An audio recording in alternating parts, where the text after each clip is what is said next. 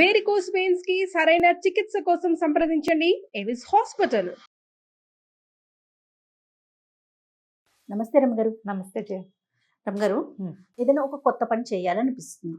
దానికి సంబంధించి రకరకాలుగా ఎలా చేయాలి, ఎంత పెట్టుబడి పెట్టాలి, ఎక్కడ చేయాలి అన్నీ ఆలోచిస్తాం, ట్రై చేస్తాం. సక్సెస్ కాదు అంటే లాస్ట్ దాకా వెళ్ళమండి. స్టార్టింగ్లోనే మొదలుపెట్టిన వెంటనే వెంటనే వచ్చేసేయాలి రిటర్న్స్ అనే ఒక ఆలోచన. ఇది బాగోలేదని చెప్పి వదిలేస్తాం, ఇంకొక దానికి వెళ్తాం. అదే పరిస్థితి. అంటే ఎండ్ దాకా వెళ్ళాలి, లేదా దానికి కొంత టైం ఇవ్వాలి. మనం ఏదైతే అనుకుంటున్నామో దానికి తగిన సమయం, దానికి మనమేం చేస్తున్నాం, ఇలాంటి ఆలోచన చాలా తక్కువగా ఉంటుంది రమ్మగారు. నువ్వు పెద్ద విషయం చెప్పావా? మళ్ళీ ఇంకొకటి ఏం ఆలోచిస్తారో తెలుసా? నాకే ఎందుకు ఇలా జరుగుతోంది, నాకు అసలు భగవంతుడు కూడా సహాయం చేయట్లేదు, చుట్టుపక్కల వాళ్ళు అలా కూడా ఆలోచించేస్తారండి. అవును కదా, నువ్వు ఇప్పుడు పెద్ద విషయం చెప్పావు, నవ్వొస్తుంది నాకు అది వింటుంటే. చిన్న చిన్న విషయాలు ఒక చిన్న ఫేస్ ప్యాక్ ట్రై చేస్తాం, దానికి కూడా టైం ఇవ్వం మనం. నిజం, నిమ్మరసంలో ఏదో ఆలోవెరా జెల్ ఇంకేదో కలుపుకుని రాసుకోవాలి, చూసాం. అది ఒక వారం రోజులు చేస్తే ఇది వాడకండమ్మా, క్యాజువల్గా చెప్పాను. ఓ వారం చూస్తే అప్పుడు మన మీద ఏదైనా తేడా ఉందా తెలుస్తుంది. 1 వీక్ 10 days చేస్తే కానీ కనపడదు, రోజుల తరబడి చేస్తే బాగా వస్తుంది. ఏదైనా 3 నెలలు అని చెప్తారు కదా. నువ్వు డైటింగ్ అంతే, మందులు అంతే, మొహానికి రాసుకునేవంతే, ప్రతి విషయము అంతే. ఇక వ్యాపారాలు, ఉద్యోగాలు, చదువులు, కోర్సులు అన్నీ అంతే. ఒక డాక్టర్ దగ్గరికి వెళ్తారండి, ఫర్ ఎగ్జాంపుల్ హోమియో అనుకుందాం. వెళ్తారా, ఏదో ఒకటి వెంటనే తగ్గుతుంది, ఒకటి కొంచెం టైం పడుతుంది, కానీ వెంటనే రిజల్ట్ వచ్చేసేయాలి. ఇది వేస్ట్ అని చెప్పి అలోపతికి, లేదంటే ఆయుర్వేదానికి. మేము హోమియో వాడేమండి, తగ్గలేదనేస్తారండి. ఇట్లా షిఫ్ట్ అయిపోతారు కొంతమంది ధోరణి అలా. నిజమేనండి, నేను చాలా పెద్ద విషయం చెప్పాను. ఇది అసలు సూపర్. ఇవి చిన్న చిన్నవి చాలా చిన్నవి. మనం ఏది దేనికోసము ఆగము, రిజల్ట్ వచ్చే వరకు వెయిట్ చేయము. ఆగలేనితనం, ప్రయత్న లోపం ఉందా చూసుకోము, అసలు దానికి టైం ఇవ్వద్దు. మనం దేనికైనాను టైం ఇవ్వాలి కదా. ఇప్పుడు రామకృష్ణ పరమహంస కథలు చెప్తుంటారు, కొన్ని కథలు భలే ఇంట్రెస్టింగ్గా ఉంటాయి. ఒక ఆయన నుయ్యి తవ్వడానికి ట్రై చేసేట. ఏం తవ్వట? నుయ్యి తవ్వడానికి ఒక 50 అడుగులు తవ్వాడు, నీళ్ళు పడలా. విసుగు పుట్టింది, ఇక్కడ కాదని మానేశాడు. ఇంకో చోట 65 తవ్వాడు, ఈసారి ఎక్కువ పడలా. ఇంకో చోట 70 తవ్వాడు, పడలా. ఇంకో చోట 95 తవ్వాడు, పడలేదు. చాలా దుఃఖించాడు. గురుగారి దగ్గరికి వెళ్ళి, ఇన్ని చోట్ల తవ్వే బదులు ఓ చోటే తవ్వపోతివా, ఇప్పుడు ఇన్ని అడుగులు తవ్వావు, ఇవన్నీ లెక్కెట్టు ఎన్నైనాయి.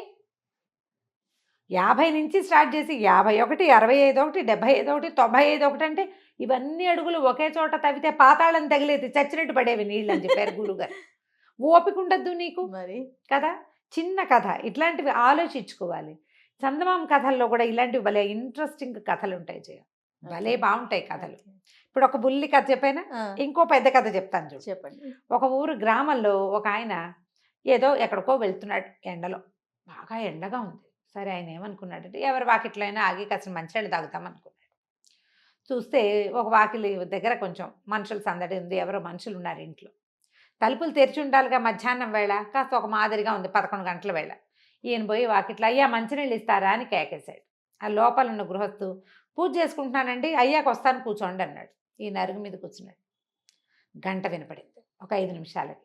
గంట ఎప్పుడు ఇస్తాం, గంట ఎప్పుడు కొడతాం? చివరిగా హారతి ఇచ్చేటప్పుడు. హారతి అయ్యాక ఇంకేం ఉండదు, ఇంచుమించుగా అయిపోయినట్టే పూజ. ఏదో పునఃపూజ చేస్తే చేస్తారు, అన్ని రోజులు పునఃపూజ చెయ్యరు కదా. హారతి ఇచ్చేస్తే నైవేద్యం పుచ్చుకుని ఆయన వస్తాడు, మంచినీళ్ళు తెస్తాడు అనుకున్నాడు. రాల. అయ్యా మంచినీళ్ళు ఇస్తారండి అన్నాడు. విఘ్నేశ్వర పూజ అయిందండి, అమ్మవారి పూజ మొదలెట్టాను, పూజ అయ్యాక వస్తానన్నాడు. మళ్ళా ఒక 7-8 నిమిషాలకు గంట వినపడింది. వస్తాడులే అనుకున్నాడు, రాల. మళ్ళీ కేకేశాడు, అయ్యా మంచినీళ్ళు ఇస్తారంటే, ఇప్పుడేనండి అమ్మవారి పూజ అయింది, అయ్యవారి పూజ మొదలు పెడుతున్నారు, అది అయ్యాక. ఇక గంటలు వినపడుతూనే ఉన్నాయి. ఇతను ఏం చేశాడు, 3 గంటలు అయిన తర్వాత ఈసారి అటు ఇటు తిరగటం మొదలుపెట్టాడు. వాకిట్లో గుణపం ఒకటి కనపడింది. కనపడితే ఏం చేశాడు, గంట వినపడినప్పుడల్లా ఒక గుంట తవ్వాడు నేల మీద. లోపల నుంచి గంట వినిపించింది, తవ్వాడు. ఇప్పుడు వస్తాడని చూశాడు, రాల, పూజ అవటల. మళ్ళీ గంట వినపడింది, ఇంకో చోట తవ్వాడు. సరే మొత్తానికి ఒక 1.5 ఆ లోపల నుంచి ఆయన మంచినీళ్ళు పుచ్చుకొచ్చాడు. పుచ్చుకొచ్చేసరికల్లా వాకిట్లో ఏముంది, వాకిలంతా గుంటలు తవ్వి ఉన్నాయి. ఆ, ఆయన నిర్గాంతపడిపోయి నీ మొహం మండా అన్ని గుంటలు తవ్వేవి ఏమిట్రా నాయన అంటే నువ్వు గంట కొట్టినప్పుడల్లా గుంట తవ్వాను నాయన ఆ, నువ్వు భలేవాడివి మంచినీళ్ళు అడిగితే ఇంతసేపా నేను ఏమన్నా అన్నం పెట్టమన్నానా ఒక గ్లాస్ మంచినీళ్ళు ఇచ్చిన తర్వాత నువ్వు గంటలు వాయించుకోకూడదు అన్నాడు. అనేసరికల్లా వింటే ఆయన కొళ్ళు మండిపోయింది. చక్కగా లక్షణమైన వాకిలి అంతా గుంటలు తవ్వేవు నీ నాశనం మొహం చేసావు. మండ ఆ తవ్వే గుంటలన్నీ ఒక్క గుంటే తవ్వితే నీకు కావాల్సిన మంచినీళ్ళు పడేవి అందులో అన్నాడు.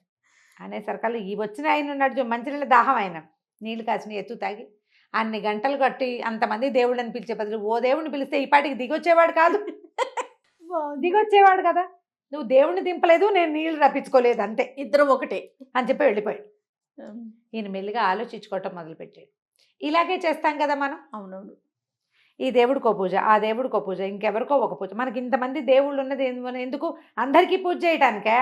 అందరి స్వరూపాలు కలిపి ఒకటే ఈ శక్తులన్నీ ఒకటేనని తెలుసుకోమని కదా మనం దాన్ని చెయ్యం. ఏదైనా పూర్తి ప్రయత్నాన్ని మనం చెయ్యము. పూర్తి ప్రయత్నం చేయండి. పిల్లలకి నేను చెప్పిన ఈ 2 కథలు చెప్తూ ఉండండి. భలే ఉన్నాయి రమ్మగారు. ఒకే చోట ప్రయత్నం చెయ్యి. దాని అంతం తెలుసుకునేదాకా వెళ్ళు. ప్రయత్న అంతు లోపం ఉండొద్దు. అంతు చూసేయాలి దాన్ని. తర్వాత అప్పుడు 2 దాంట్లోకి వెళ్తూ కానీ కదా. సబ్జెక్టు 2 క్వశ్చన్లు నేర్చుకుని ఇంకో క్వశ్చన్లో ఒక లెసన్ ఫుల్ ఫినిష్ చేయాలి. అవును. దాంట్లో క్వశ్చన్ అండ్ ఆన్సర్లన్నీ వచ్చేయాలి. అప్పుడు ఇంకో లెసన్లోకి ఇంకొక సబ్జెక్ట్లోకి చాప్టర్లోకి వెళ్ళాలి. వెళ్ళాలి. పిల్లలకి ఇది నేర్పించాలి. పెద్దవాళ్ళు ఇది నేర్చుకోవాలి. మీరు రకరకాల వ్యాపారాలు చేస్తారు. అది మొదలుపెట్టి అది వదిలేసి ఇది మొదలుపెట్టి ఇది వదిలేసి బ్యాంక్ టెస్టులు రాసేవాళ్ళు కొంతమంది రకరకాలు చేస్తూ ఉంటాం. బ్యాంక్ టెస్టులు రాస్తే బ్యాంక్ టెస్టులే రాసి బ్యాంక్ ఉద్యోగమే కొట్టాలి. 4 రోజులు రాసి 4 సార్లు రాసి రాలేదని వదిలేసి కొత్త దానికి వెళ్తే మళ్ళీ కొత్తది ఎప్పుడు కొత్తదే నీకు అలవాటు అవ్వదు కదా అది మరి కదా. కాబట్టి ప్రయత్న లోపాలు చెయ్యొద్దు. ఇవాళ యూత్కి ఇది చాలా అవసరం. ఏదో ఒకటి మొదలుపెట్టడం మానేయటం చివరికి ఏమవుతుంది Jack of all master of nothing అవుతాం మనం కదా. ఏది రాదు మనకి. అవును అవును. కోర్సులు నేర్చుకోవటము చదువుకోవడము అన్నీ కూడా ఈ 2 కథలు ఎప్పటికప్పుడు జ్ఞాపకం పెట్టుకోండి. ఇది గుర్తుంటే మనం సరిగ్గా చేయగలుగుతాం. ఏదైనా మొదలు పెడితే దాన్ని పర్ఫెక్ట్గా టిల్ ద ఎండ్ చివరి దాకా చేయాలి. రిజల్ట్ వచ్చేదాకా చేయాలి. లేదా అలాంటి వాటిని మొదలే పెట్టకూడదు. ఆలోచించుకుని స్టార్ట్ చేసి దిగాలి. చాలా బాగుంది రమ్మగారు. నమస్తే. నమస్తే.